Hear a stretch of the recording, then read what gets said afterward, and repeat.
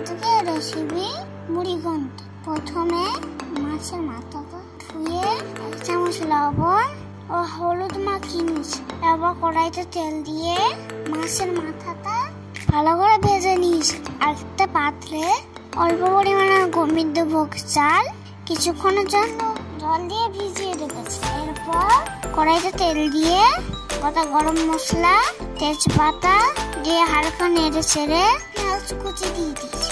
অল্প একটু নাড়াচাড়া করে 1 চামচ আদা বাটা, রসুন বাটা দিয়ে হালকা নাড়াচাড়া করে টমেটো কুচি, 1 চামচ লবণ, হলুদ গুঁড়ো, জিরে গুঁড়ো, ধনে গুঁড়ো ও কাশ্মীরি লঙ্কা গুঁড়ো দিয়ে ভালো করে কষে নিয়েছি। এরপর করে কেটে রাখা আলুগুলো দিয়ে একটু কষে নিয়েছি। কেটে রাখা মাছের মাথাটা গুঁড়ো করে নিয়েছি। করে আলুর সাথে একটু ভেজে নিয়ে ভিজিয়ে রাখা চালটা দিয়ে দিয়েছি।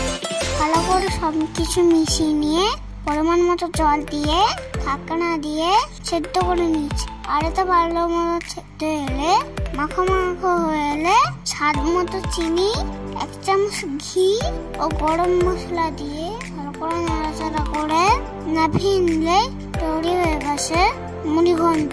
খেতে খুব সুন্দর হয়েছে। ভিডিওটা যদি ভালো লাগে প্লিজ একটা লাইক ও সাবস্ক্রাইব করে দিও।